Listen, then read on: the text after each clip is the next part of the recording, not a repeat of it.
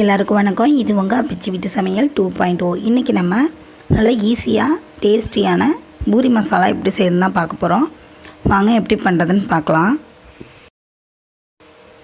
கடாயை அடுப்பில் வச்சுட்டு தேவையான அளவு எண்ணெய் சேர்த்துக்கலாம்.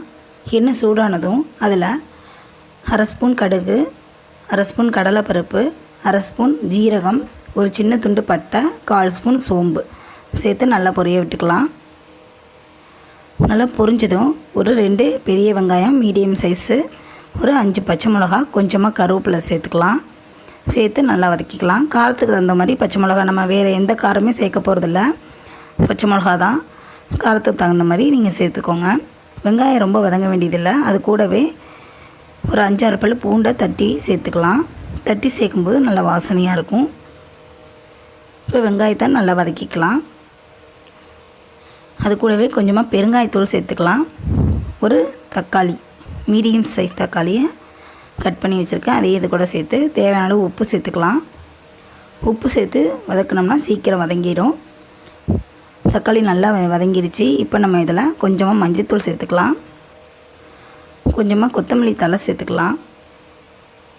சேர்த்து நல்லா வதக்கி விட்டுக்கலாம். தக்காளி வெங்காயம் நல்லா வதங்கிருச்சு. இப்போ நம்ம வேக வச்சு எடுத்து வச்சுருக்க ஒரு 3 உருளைக்கிழங்க மீடியம் சைஸ் தான், அதை எடுத்து நான் கையாலேயே உதுத்து விட்டு வச்சுருக்கேன். அதையும் இது கூட சேர்த்து நல்லா வதக்கிக்கலாம். ரொம்ப நேரம் வதக்க தேவையில்லை, லைட்டாக வதக்கி விட்டாலே போதும். அதில் மசாலாவுக்கு தேவையான அளவு தண்ணி ஊற்றிக்கலாம். தண்ணி ரொம்ப சேர்க்க வேண்டாம், ஏன்னா நம்ம பூரி மசாலா கொஞ்சம் கெட்டியாக இருந்தால் தான் நல்லாயிருக்கும்.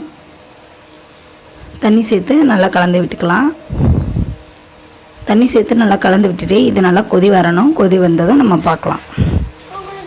நல்லா கொதி வந்துருச்சு. இப்போ நம்ம இதில் ஒரு 2 ஸ்பூன் அளவுக்கு கடலை மாவு எடுத்து கட்டி இல்லாமல் கரைச்சி வச்சுருக்கேன், அதை இது கூட சேர்த்துக்கலாம். கடலை மாவு சேர்த்தோன்னா பார்த்திங்கன்னா நல்லா திக்காகும். அதனால் கொஞ்சம் தண்ணி எக்ஸ்ட்ரா வச்சு கலந்து விட்டுக்கோங்க. இப்போ மசாலாவெலாம் சேர்த்து நல்லா கலந்து விட்டுட்டோம். இது ஒரு கொதி வரட்டும். நல்லா அந்த கடலை மாவு வேகணும். கடலை மாவு வெந்துருச்சு. இப்போ பாருங்கள், நல்லா திக்காயிடுச்சு மசாலா. அவ்வளோதாங்க. கொஞ்சமாக கொத்தமல்லி தூவி இறக்கணும்னா நம்மளோட பூரி மசாலா சூப்பராக ரெடி ஆகிடுச்சு. இந்த ரெசிபி சப்பாத்தி பூரிக்கு ரொம்ப சூப்பராக இருக்கும். கண்டிப்பாக ட்ரை பண்ணி பாருங்கள். ட்ரை பண்ணி பார்த்துட்டு எப்படி இருக்குன்னு கமெண்ட் பண்ணுங்கள், லைக் பண்ணுங்கள், ஷேர் பண்ணுங்கள். மறக்காமல் நம்ம சேனலை சப்ஸ்கிரைப் பண்ணுங்கள்.